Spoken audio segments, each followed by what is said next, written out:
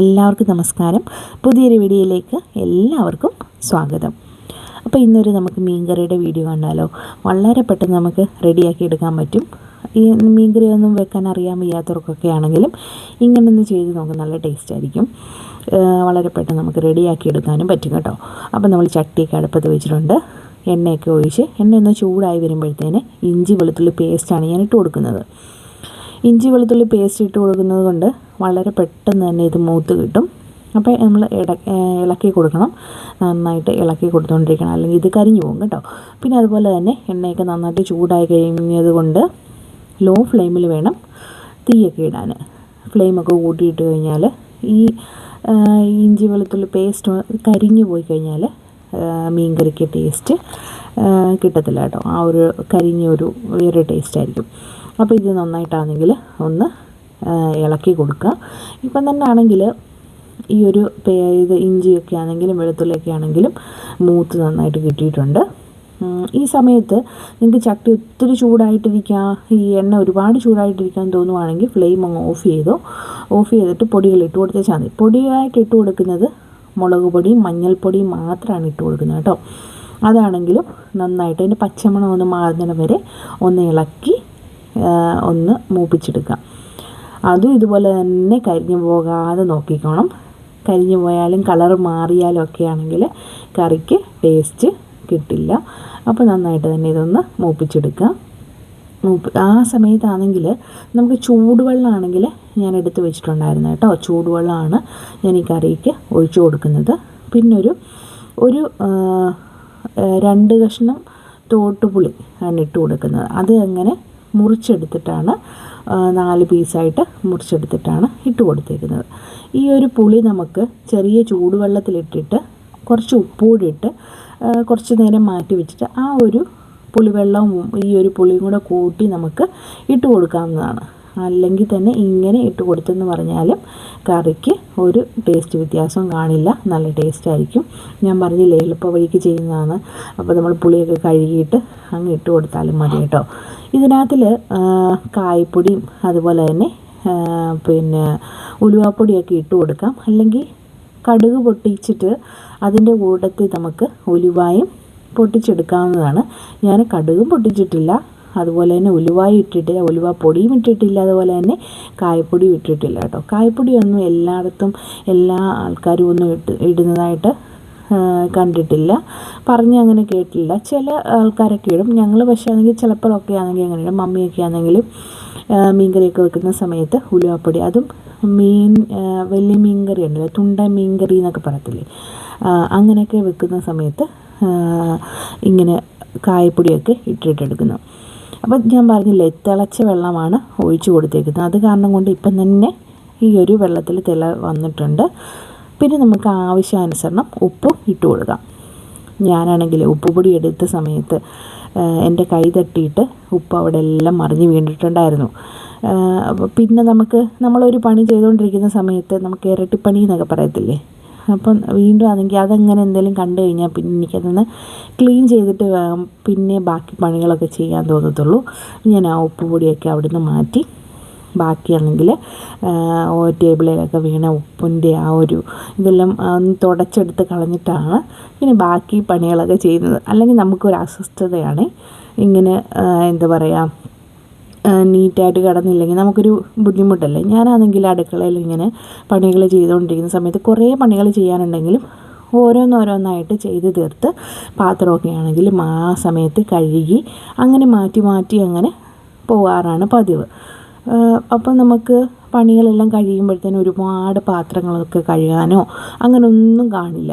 അപ്പോൾ ഇങ്ങനെ ചെയ്തെടുക്കുന്നതിനാണ് ഒരിക്കലും ഇഷ്ടം കേട്ടോ. അപ്പോൾ അതെല്ലാം ഒന്ന് തുടച്ച് വീണ്ടും ആണെങ്കിൽ ഒന്ന് ഇളക്കി എല്ലാം കൊടുത്ത് നല്ലതായിട്ടപ്പം തന്നെ ഇതെല്ലാം തിളച്ചൊക്കെ വന്നിട്ടുണ്ടായിരുന്നു. ഈ സമയത്ത് നമുക്ക് ഉപ്പ് നോക്കാം കേട്ടോ. ഈ പുളിയൊക്കെ നല്ല തിളച്ച് ഉപ്പും പുളിയൊക്കെ പരുവത്തിനാണോ എന്ന് നമുക്കറിയാം. ആ സമയത്ത് നമുക്ക് ഓക്കെ അല്ലെങ്കിൽ ഉപ്പ് കുറച്ചുകൂടെ വേണമെങ്കിൽ കുറച്ച് ഉപ്പോട്ട് ഇട്ട് കൊടുക്കാം. അത് കഴിഞ്ഞ് നമുക്ക് മീനാണെങ്കിൽ കഴുകി വൃത്തിയാക്കി വെച്ചേക്കുന്ന കഷ്ണങ്ങൾ ഇട്ട് കൊടുക്കാം. ഇട്ട് കൊടുത്ത് കഴിഞ്ഞിട്ട് നമുക്കിതെല്ലാം കൂടെ ഒന്ന് ഇളക്കിയെടുക്കണം. മീനാണെങ്കിൽ തിളച്ച് കഴിഞ്ഞ് വെന്ത് കഴിഞ്ഞിട്ട് പിന്നെ ഇളക്കി കൊടുക്കരുത്. ചട്ടി എടുത്തിട്ട് നമ്മളിങ്ങനെ ചുറ്റിച്ചെടുക്കുക ചെയ്യാവൂ. കാരണം എന്ന് വെച്ച് കഴിഞ്ഞാൽ മീൻ പൊടിഞ്ഞു പോകും. നമ്മൾ കൈ കൊണ്ട് ഇങ്ങനെ തവിയൊക്കെ ഇട്ടിട്ട് ഇളക്കുവാണെങ്കിൽ മീൻ പെട്ടെന്ന് പൊടിഞ്ഞു പോകും. ഞാനിപ്പോൾ ഈ ഒരു മീൻകറി എടുത്തേക്കുന്നത് കുറച്ച് ചാറോട് കൂടിയാണ്. പാക്കറ്റ് പെറോട്ട മേടിച്ചിട്ടുണ്ടായിരുന്നു. പൊറോട്ടയും അല്ലെ ചപ്പാത്തിയും മീൻകറി ആണെങ്കിലും ഇഷ്ടമാണ്. അതുപോലെ തന്നെ ഇതുപോലെ പൊറോട്ടയും മീൻകറിയൊക്കെ ആണെങ്കിൽ നല്ല ടേസ്റ്റല്ലേ കഴിക്കാൻ. അതുപോലെ തന്നെ ദോശ ഉണ്ടല്ലോ, ദോശ നന്നായിട്ട് ചൂട് ദോശയും അതുപോലെ നല്ല ചൂട് മീൻകറിയും കൂടെ കൂട്ടി കഴിക്കാൻ ഇഷ്ടമുള്ളവരൊക്കെ ഒന്ന് കമൻറ്റ് ചെയ്യണേ. എനിക്കിഷ്ടമാണ് കേട്ടോ. അങ്ങനെ അപ്പോൾ നമുക്ക് ഈ ഒരു പൊറോട്ടയൊക്കെ ആണെങ്കിലും ഒന്ന് ചുട്ടെടുക്കാം. അപ്പോൾ ഞങ്ങളുടെ വീഡിയോ ഒക്കെ കണ്ട് സപ്പോർട്ട് ചെയ്യുന്ന എല്ലാവർക്കും ഒത്തിരി താങ്ക്സ്.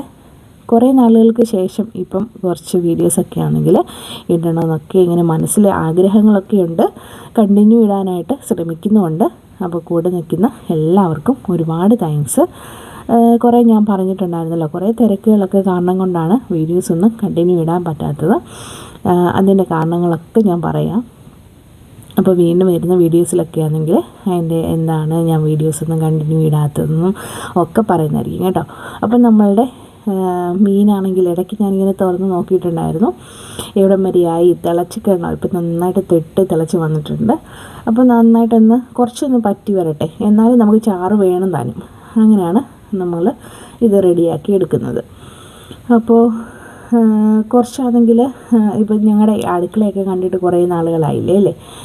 കാരണം കിച്ചണിലാണെങ്കിൽ ഇങ്ങനെ വീഡിയോസൊക്കെ ചെയ്തിട്ട് കുറേ നാളുകളായിട്ടുണ്ടായിരുന്നു.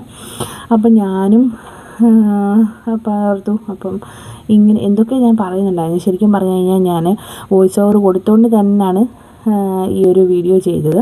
പക്ഷേ ഞാനത് കേട്ട് നോക്കിയപ്പം ഞാൻ നേരത്തെ ഇട്ട 2 വീഡിയോയിലും എന്തൊക്കെ ഭയങ്കര സൗണ്ട് ഡിസ്റ്റർബൻസ് ഉണ്ടായിരുന്നു. അത് കാരണം കൊണ്ട് ഞാൻ ഓർത്തുന്ന ഈ ഒരു വീഡിയോ നമുക്ക് വോയിസ് ഓവർ കൊടുക്കാമെന്ന് ഓർത്തു. അത് കാരണം കൊണ്ടാണ് ഈ ഒരു വീഡിയോയിൽ ഞാൻ വോയിസ് ഓവർ കൊടുത്തത് കേട്ടോ. അല്ലെങ്കിൽ ശരിക്കും പറഞ്ഞു കഴിഞ്ഞാൽ ഈ ഒരു വീഡിയോയിൽ തന്നെ ഞാനാണെങ്കിൽ സൗണ്ടിങ്ങിന് ഞാൻ സംസാരിച്ചുകൊണ്ടാണ് ഇത് പൊയ്ക്കൊണ്ടിരുന്നത് കേട്ടോ. അതാണ് കൂടുതൽ എളുപ്പവും. സത്യം പറഞ്ഞു കഴിഞ്ഞാൽ ചെടികളൊന്നും ഇപ്പോൾ അങ്ങനെ നോക്കുന്നില്ല. കേട്ടോ, ഇതിൽ പൂവൊക്കെ ആയി വന്നിട്ടുണ്ടായിരുന്നു. ഇത് ഒടിഞ്ഞായിരുന്നു അല്ലേ ജിജ? എന്നിട്ട് ഇങ്ങനെ ഇത് പൊട്ടിക്കിളിച്ച് വരുന്നുണ്ട്. ഇതുണ്ടോ?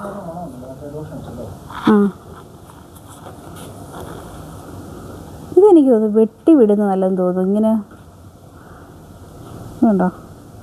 ഇത് വെട്ടി കഴിഞ്ഞ് കഴിഞ്ഞാൽ ഇത് നന്നായിട്ട് ഫുള്ളായിട്ട് വിചാരമാണെങ്കിൽ ഇത് വെട്ടി വിട്ടായിരുന്നു. പക്ഷെ എന്നിട്ട് അതിനകത്ത് പൂവൊന്നും ഉണ്ടായില്ലായിരുന്നേ.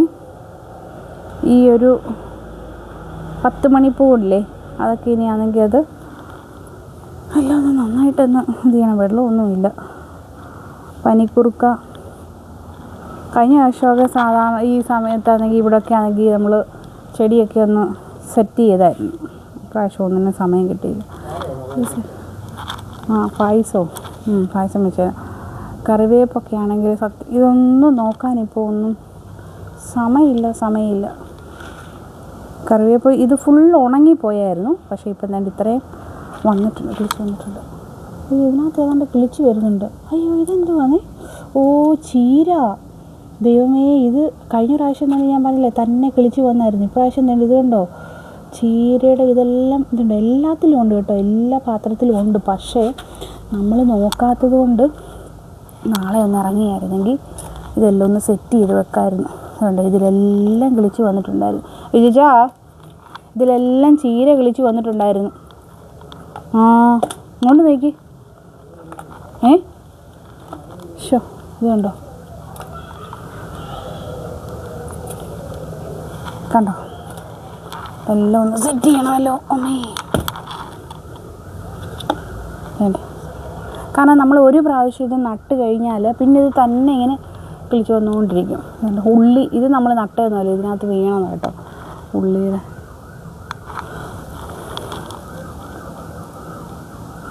പനിക്കുറുക്കുണ്ട്. ഇവിടെ ഒന്ന് നാളെ എല്ലാം ഒന്ന് ഒതുക്കി ഒന്ന് വൃത്തിയാക്കണം. എല്ലാത്തിലും ഇല്ലേ, അതിങ്ങനെ കിളിച്ച് വന്നിട്ടുണ്ട് കേട്ടോ.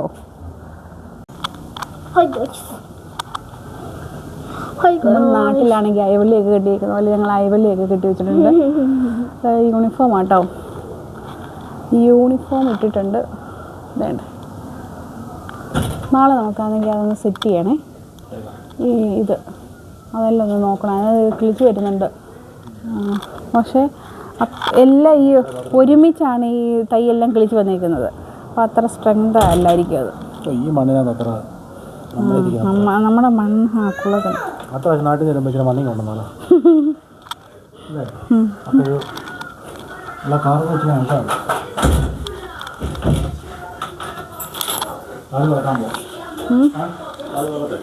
താഴെ വളർത്തി കൊള്ളത്തില്ല.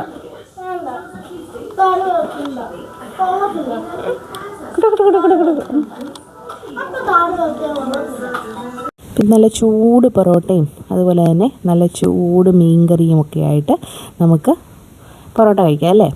ഇവിടെ നമുക്ക് ഏബലിനാണെങ്കിൽ ഒത്തിരി ഇഷ്ടമാണ് കേട്ടോ. ഏബലിന് മാത്രമല്ല, ഇവിടെ എല്ലാവർക്കും തന്നെ ഇഷ്ടമാണ് മീൻ. പക്ഷേ ഏബലിനൊരു ഇച്ചിരി ഒരു 2 പടി കൂടുതൽ ഇഷ്ടമാണ് മീനെന്ന് പറഞ്ഞു കഴിഞ്ഞാൽ. അപ്പം നല്ല ചാറോട് കൂടിയുള്ള മീൻ ചാറും, ഞാൻ പറയില്ല, വളരെ പെട്ടെന്ന് തന്നെ റെഡിയാക്കി എടുത്തുള്ളൊരു മീൻ കറിയാണ്. അപ്പോൾ അത് കൂട്ടിയിട്ട് നല്ലൊരു കട്ടൻ ചായയും അങ്ങനെ വെച്ചിട്ട്, മധുരമൊന്നുമില്ലാത്ത കട്ടൻ ചായ അല്ലേ, അത് കാരണം കൊണ്ട് ഏബലിനും ഏഞ്ചലിനും വേണ്ട. അപ്പം ഞങ്ങൾ അത് കൂട്ടി ഫുഡൊക്കെ കഴിച്ചു. അപ്പം ഞങ്ങളുടെ വീഡിയോ സപ്പോർട്ട് ചെയ്യുന്ന എല്ലാവർക്കും ഒരുപാട് thanks for watching. See you next video. Bye by.